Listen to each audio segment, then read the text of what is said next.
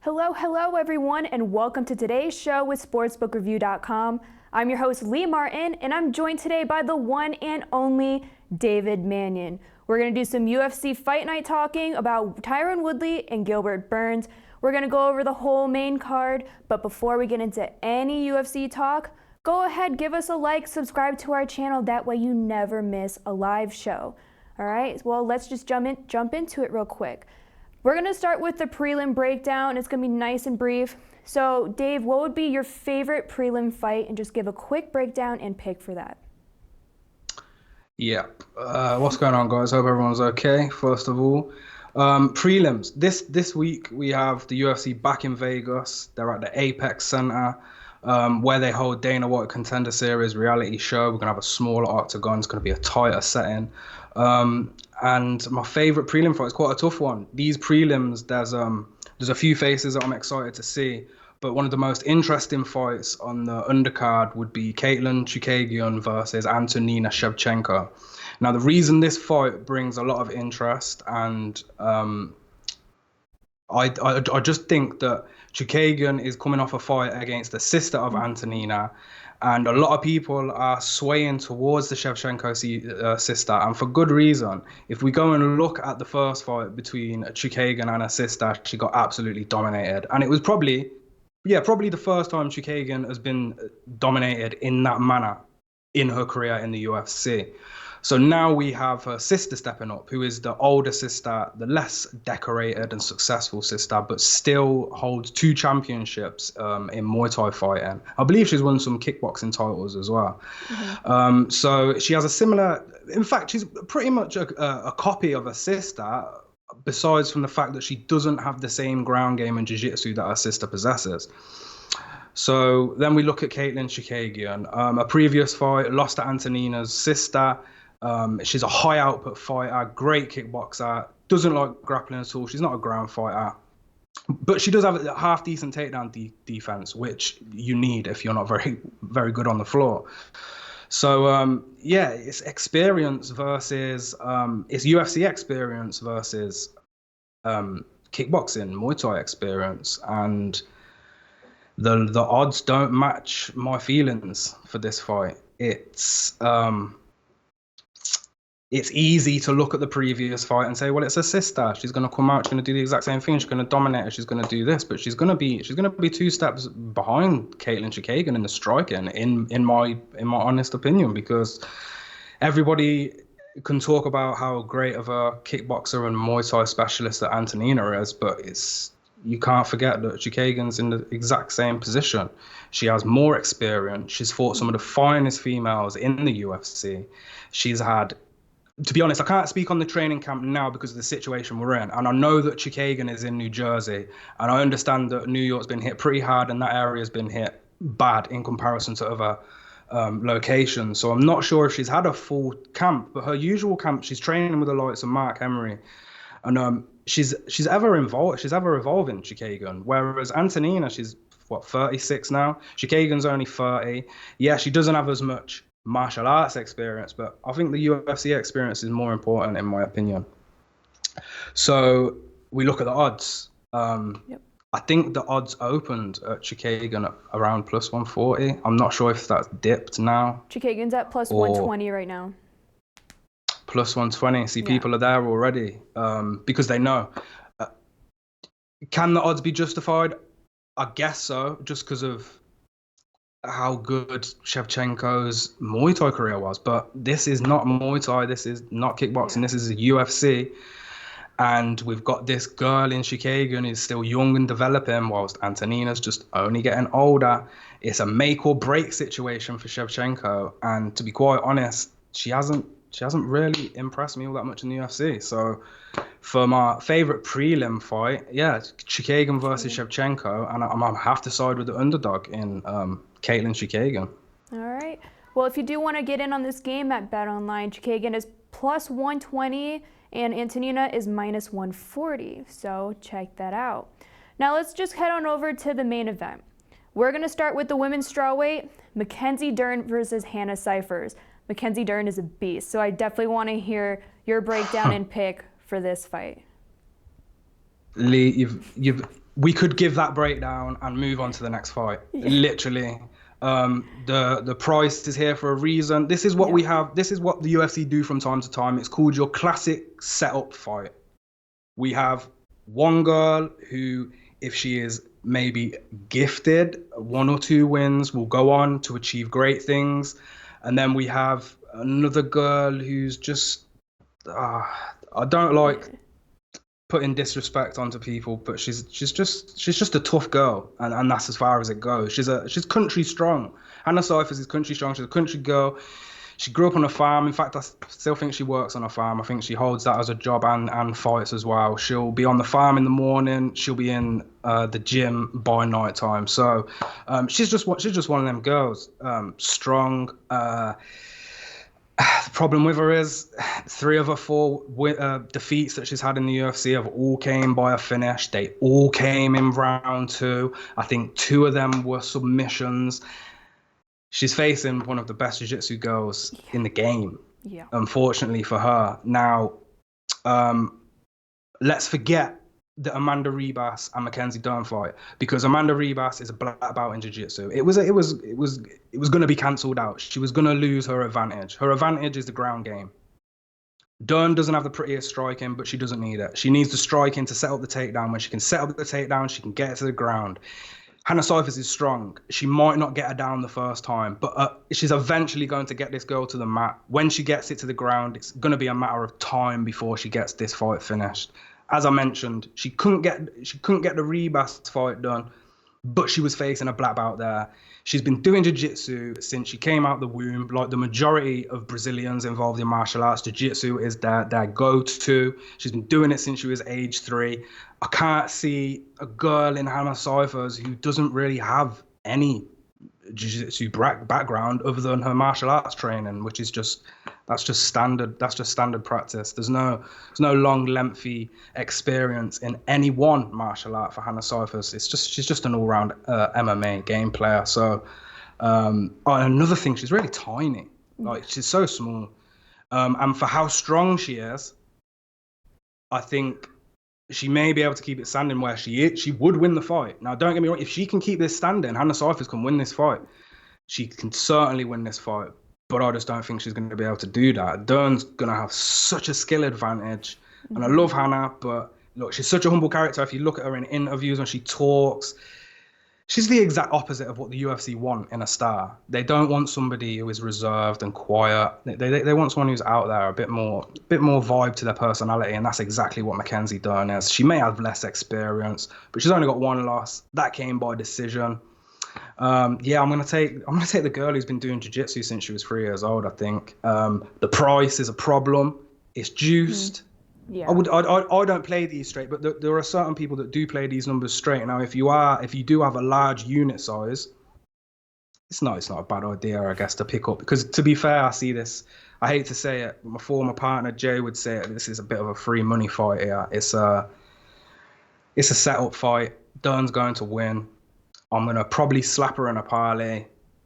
I can't take her straight because I can't pay the juice, but I'd feel confident if I was gonna slap 20, 30k down on her, to be honest, because there's just not many paths for Hanna to win this fight. Yeah. Well, the odds on BetOnline right now, Hanna Cyphers is plus 340, Mackenzie Dern minus 410. So that's a lot. Yeah, you see, when I was looking at them odds the other day and I was about to make my parlay, but because certain bookmakers they're going to limit the stake. They're not going to allow you to put on the bet that you want. So I have to wait. And sometimes when I have to wait, these odds just go because there's other people that don't bet that much. The people are betting $5, $10, and then them odds go. So we've lost them odds from the public because BetOnline had minus 370 on Mackenzie Dern, and I actually really like that price for a parlay. Now you're telling me it's in the 400s. Mm-hmm. That's annoying, but still, we're going to still stick with how we felt before. There's no way Dern's going to lose this one. Yeah, I agree with you on that one. All right, now let's move on to lightweight. We have Roosevelt Roberts versus Brok Weaver. Again, your breakdown and pick for that fight. Yeah, we could be looking at fight of the night here because we've got an up-and-coming technical striker in Roosevelt Roberts, who was an awesome kickboxer at range. Incredible. And then we've got Brok Weaver, who is just a fighter. I don't need to break down Brok Weaver's technical abilities, because to be quite honest, he doesn't have that many technical abilities. But I'll tell you what he is going to do. He's going to step into that cage and he's going to swing, and he's going to swing until one man is on the floor. That's his style of fighting, very Jeremy Stevens-esque style of fighting from Brok Weaver. And it's a dangerous fight for Roberts. I do think it is a dangerous fight for him, because Brok Weaver enters that octagon like he just has nothing to lose. He's going to throw caution to the wind and he's not going to care. Now, Roberts needs to make this a technical, I hate to say it, point game. He needs to keep his range. He needs to strike. Or he needs to get it to the ground, because if he gets Weaver to the ground, then Weaver's going to be in deep waters that he just doesn't swim well in. He just doesn't fare well on the ground. He's a brawler. He does have more, as I mentioned in the first fight we broke down, more MMA experience, but less UFC experience. And I have to side with Roberts with his UFC experience, because it really does count. Now, if this was a battle of toughness, for sure, my money would be all over Brok Weaver. I'd have no problems in betting on Brok Weaver, but we're not betting on toughness. We're betting on a martial arts contest here. And it's going to come down to technical ability, where Roberts will outshine Weaver, especially on the ground if it gets there. But if not, I still think if he can keep it at range, he can outstrike on the feet to win a decision, or if it hits the mat, might even get a submission. But once again, we're getting these odds. The odds are dictating my predictions, I guess, really, because they're juiced. It's juiced. Do I feel confident in putting minus 200 on a guy that's had 10 fights? Not really. Maybe take Mackenzie Dern close to plus money and put half a unit on it. I'd feel more comfortable doing something like that. I wouldn't be wanting to risk 2 units to pick up 1 on a guy that only has 10 UFC fights. Having said that, I still think he's a dominant fighter. He's huge for the lightweight division, 6'2", perfect stature. Could be he's got the tools to be a future stayer in this division. So, yeah, it's gonna have to be Roosevelt Roberts, another favorite. Sorry, guys. All right. Well, if you want to get in on that one on BetOnline, Roberts is minus 350 and Weaver is plus 285. So I guess we'll see how that fight goes. Now let's move on to welterweight. We have Kevin Holland versus Daniel Rodriguez, but I'm pretty sure that fight was scrapped, and Holland will be replaced by Gabriel Green. So do you have any thoughts on that? I mean, I have some thoughts. I wouldn't say it's a truly broken down bit of analysis here, but it's pretty simple. We had Kevin Holland up against Daniel Rodriguez. D-Rod, he was not ready for Kevin Holland, in my opinion. I don't think he was on that level. And that's why Kevin Holland was placed as the minus. I think he ended on 220, around that price anyway. And then last night it was announced he had a shoulder injury. And I'm not surprised, because the guy fought 2 weeks ago at the UFC Fight Night and he's made a quick turnaround. He has dropped a weight class, so he's had to go through a weight cut after a camp and a fight within the space of 2 weeks during a pandemic. So fair play to Kevin Holland. I appreciate his eagerness to fight, but too quick, too soon. He's injured his shoulder last night. The UFC put a message out via email to all managers: get your fighters ready, because we may need them. And we're starting to see this happen now. The replacements are there. They're there, ready. And this is where Gabriel Green comes into it. I've watched one of his fights and he got absolutely knocked out. I've watched nothing. I'm not going to sit here and pretend like I know anything about Gabriel Green. I don't know nothing about the guy. And to be quite fair, he's fighting a guy in Rodriguez who's just the camp alone, just fighting behind Cowboy Cerrone and Yair Rodriguez, Brandon Davis, the Bad Motherfucker Ranch gym. There's a reason why they've put this fight up on the bookies right now, and Rodriguez has gone from a heavy underdog to a even heavier favorite against Gabriel Green. He's probably going to tap him out in the first round. I don't expect Gabriel Green to survive very long. All right. Well, again, odds on this fight: Rodriguez is minus 300 and Green is plus 250. Yep. Yeah, so, that's just, yeah. There's that. Justified, but also silly. Yeah. All right, now let's move on to our co-main event, heavyweight. We have Blagoy Ivanov versus Augusto Sakai. So, break down and pick for that fight. Yeah, it's an interesting one. I mean, people have got their complaints for this fight. It's not, yes, I guess it's not co-main event worthy. Yeah. But at the same time, we have to remember that Dana White and the UFC, they didn't know these events were gonna run through June, like they've been booked so easily. They didn't realize like restrictions were gonna get lifted, and so here we are. Was it UFC 249, where they just threw everyone on that card, and we had one of the most amazing stacked cards, which now leaves us with the fight nights a few weeks down the line with some questionable main events. I mean, neither guy's going to get much from this fight if they win. There's no real significance to it. But we've got two heavyweights who are going to be trying to knock each other out. So there's the fun in it still. Blagoy Ivanov is a Sambo champion, black belt in judo. He's a former champion at World Series of Fighting and PFL. And I think he won the Sambo championship 3 or 4 times. So you'd expect this guy to be coming into his UFC fights and just ragdolling these guys, taking them to the ground, constant submission threats. But we just don't see it with Blagoy. He seems to like standing up. And what we see him do in his UFC fights is he won't initiate the grappling at all. He clinched up with Derek Lewis just strictly with defense. He doesn't we don't really see him use his grappling as an offense, which is a worry when he's facing a guy that is fighting this weekend, Augusto Sakai. He's a striker. That's what he does. Sakai's going to strike. He's going to be the faster guy. Cardio is the question for Sakai. If this fight, okay, so if Ivanov approaches this fight the same way as he has done, and he comes out and he starts striking, he's going to lose. He's going to lose. He's either going to get knocked out or he's going to lose on points. But I also have a problem with Augusto Sakai's gas tank. I'm not sure if this guy is going to be able to give the same output on a guy like Ivanov halfway through the fight. I'm really not sure. It's such a tough fight to predict, and the odds are clearly showing that. The fight is close to a pick-em. They've been moving slightly up and down all week. Picking a side just didn't feel right for me in this fight.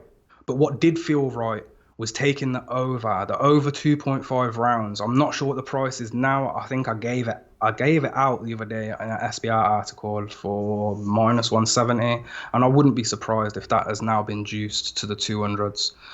Because -185 right now for the over. Yeah, so that's gone up 15 since I gave it out, and for good reason. Now you will never see, but you will rarely see a heavyweight fight where the over 2.5 is hitting juice. It just doesn't.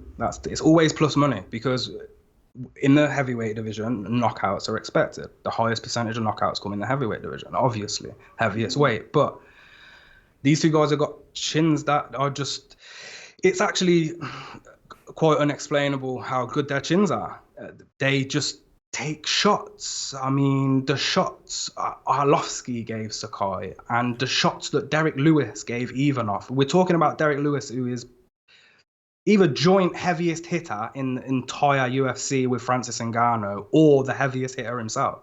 He has absolute cement blocks in his hands. So for these guys to they were eating shots.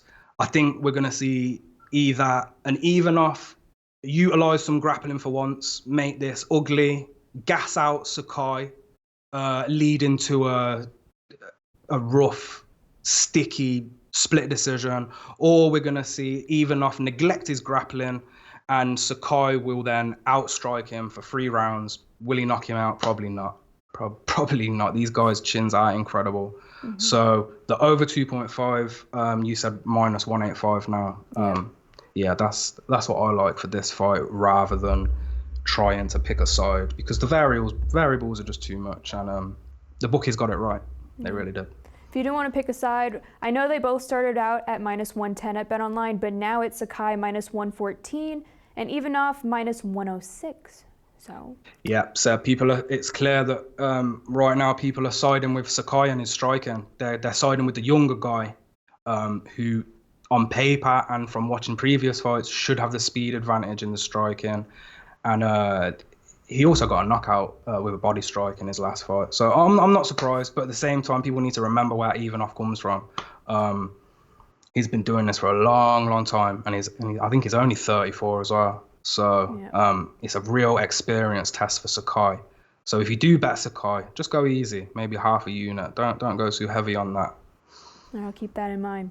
Now, time for the main event. We have welterweight Tyron Woodley versus Gilbert Burns. Definitely need to hear your breakdown and pick for this fight. I'm going to be honest, this fight makes me sick to my stomach. It's a real tough one, man. I mean, Tyron Woodley fans have just been out here waiting. They've just been sitting around watching him rap on Twitter or talk some entertainment crap on TMZ, because that's all we've seen from Tyron for the past year. He lost his title and we haven't seen him since. We just see him pittering about in different places. He'll be giving a TMZ interview. Next minute he's got a new mixtape dropping. So it is hard to read where someone's coming from when there's not been much to look at other than his last loss, which was a title fight against the now best in division and the new champion, Kamaru Usman. Woodley is a two-time All-American champion in wrestling. He has been accustomed to this high-level competition his entire life. So the year break probably doesn't mean much. Let's be real. It probably doesn't. It's probably not going to make an effect that much. Now, we've got two grapplers here. We've got two grapplers. We've got wrestling and we've got the jiu-jitsu grappling.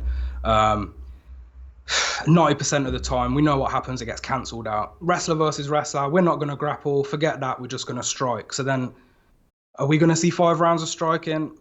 There's a good chance we will. And although Gilbert Burns, he can knock out Damian Maia, he can put Damian Maia on his backside and get a few TKOs against lower level competition in terms of striking.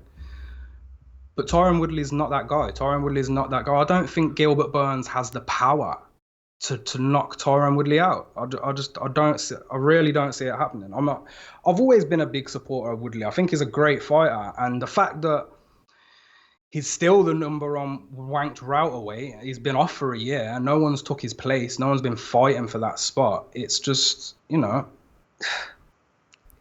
surprised he doesn't have a rematch. I'm surprised he doesn't have a rematch. I know he lost and it was a considerable loss, but the guy's done the most. He's done a lot, and he opened up at, I think it was 145 in this fight, and no doubt now them odds have flew to probably 200. What are the odds right now for Tyron Woodley? Tyron Woodley is minus 177 and Burns is plus 152. Ah. Yeah. So it hasn't. Yeah. So it's not moved as much as I thought. This is good. That's good news. But I have a question for you. I have a question. How do you think it would be on the ground? Like, do you think they'll be on the ground a lot or no? Because I feel like Gilbert Burns' ground game is just his armbar. He's so good on the ground. So do you think he has a chance of getting Tyron on the ground or no? And winning that way? This is. I mentioned this in my first up breakdown that there is a lack of clear paths for Burns to win this fight, but he is a black belt in Brazilian Jiu-Jitsu, and he's not just a black belt. He's a different levels. He's the second degree black belt, so he is really up there. And now his previous fight with Damian Maia, we weren't going to see no submission attempts from him because he was fighting someone that was equally just as good. Someone he'd be looking up to in terms of jiu-jitsu. So he went for the striking game and he was able to knock out Maia out. And for some reason, people think that was a great accomplishment. Now, beating Damian Maia is a great accomplishment. And but I'm not feeling the same hype that people are feeling from that. Is Woodley going to get submitted by Gilbert Burns is what you're asking me. I just don't see it happening. I don't think he has the strength. You need a certain level of strength to outpower someone. And unless, what do we think Gilbert Burns is going to come out, grind Woodley down so he gasses out, loses his cardio, and then be able to lock in a submission? I don't think it's going to happen. I think this is going to be down to strength and striking power. And as soon as Gilbert Burns feels Woodley's striking power, he is not going to want anything to do with that that striking matchup, in my opinion. That's what I think is going to happen. So then that's going to force him to start thinking about shooting if he hasn't already, and he's going to be looking for that takedown. That's the worst thing you can. He is not. I'll tell you now. I'll make this brave, bold prediction. Gilbert Burns is not taking Tyron Woodley down to the ground. If this fight ends up on the floor, it will be a mistake of Tyron. It will be him shooting and it being sprawled and getting caught in a guillotine or something along them lines. He's a two-time All-American. It's not going to happen. I don't think it's going to happen. But that is the path for Burns to win this fight. It's a clear jiu-jitsu advantage. But that said, I'd have to double check this. I'm going to check it on the spot right now. I'm pretty sure Woodley has a black belt in jiu-jitsu. I'm pretty sure he does. Pretty sure he does too. I can't find it, but I'm 90% sure he's got a black belt in jiu-jitsu. So, and that's not something that we're going to see from Tyron Woodley that often. See, fighters have these tools, and sometimes, as we were mentioning with Blagoy Ivanov in the previous fight, we just don't get to see them because they don't either A, want to use them, or B, need to use them. So, there's a lot of questions for this fight, and that's what makes fights like this quite complicated to break down. We haven't seen Woodley. I've been listening to his interviews, and it sounds like he's in a good space. People need to forget the Tyron Woodley-Kamaru Usman fight and go watch what he did to Darren Till, who is getting hyped up right now. He took Darren Till out of there like it was nothing. And Darren Till is a tough dude, man. And I'm pretty sure if it was Darren Till going up against Gilbert Burns, people wouldn't even be favouring Gilbert Burns as much as they are against Woodley. So it's all a bit confusing. Sometimes the MMA math can make it confusing, but look, for me, Tyron Woodley has the clear advantage in more areas than Burns does. Burns is still questionable at this level. And although I don't appreciate this type of price after a year layoff, we're still talking about the former champion. I'm going to bring people down to earth right now. Gilbert Burns hasn't done anything. I can't back people who haven't done anything against the highest caliber of opposition. And I hate to say it, Damian Maia is not that guy. He is incredible at the jiu-jitsu, and he taps people out, and he's been in the top 10 of the UFC forever. But he's just never going to get to that next stage. He is not top 5 worthy. So I think Tyron Woodley is going to come back and do the business. How? I'm not sure about that one. But I just looked it up though. But Woodley does have a black belt in BJJ. So. He does. Yes. I mean, there you go. See, and when you're handicapping this fight, you're not going to see that much. You're not going to see that much from Woodley. You're not going to see him like utilizing his jiu-jitsu. You're just not going to see him do that. So it's something that he's got in his back pocket that's there, waiting for him. And now he's fighting Burns.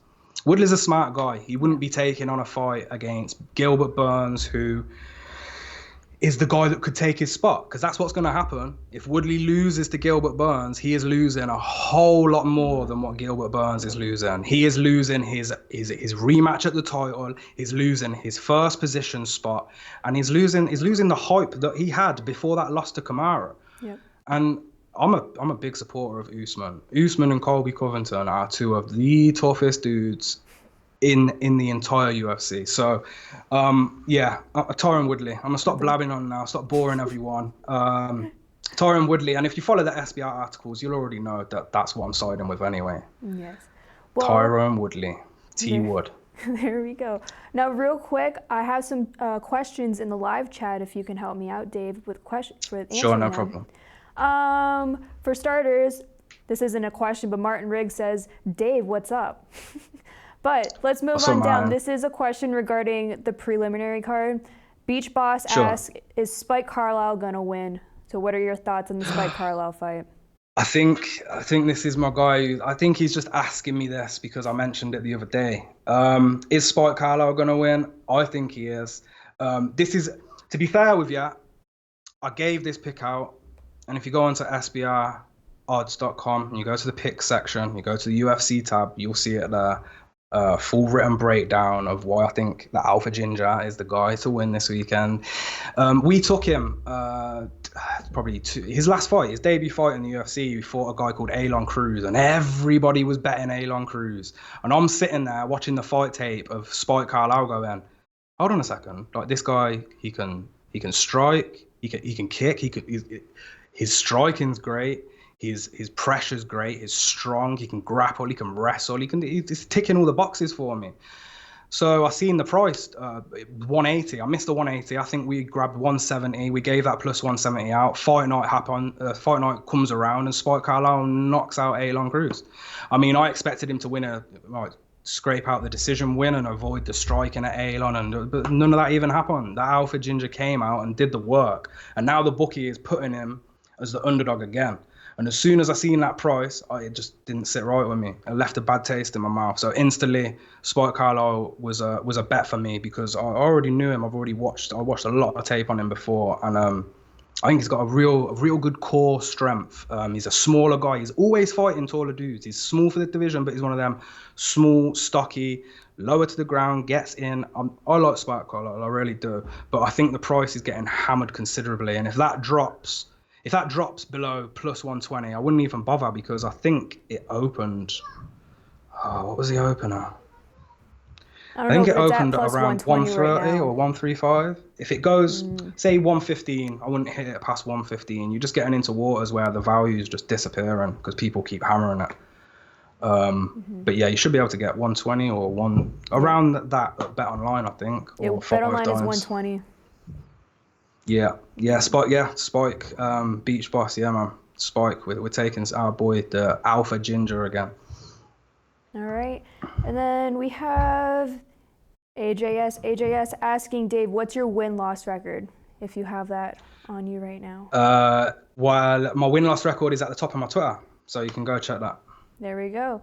And his Twitter is Dave Mannion _ Mannion is MANYUN. There you go. Alternatively, you can send me a DM and I'll show you, old friend. But just remember, I'm not a handicapper, I'm not a tout, and I'm not required to provide anything for anyone. But I have been since the day I started working here. So we just keep it transparent, and that's all it is. All right. Well, and then we have another question with Scott Sitout. Is Daniel Rodriguez a lock since Kevin Holland is out due to injury against Gabriel Green? I know you already covered that, but if you want to just to give him I mean, the word lock is a bit cringy. There is no lock in sports betting, just so everyone knows.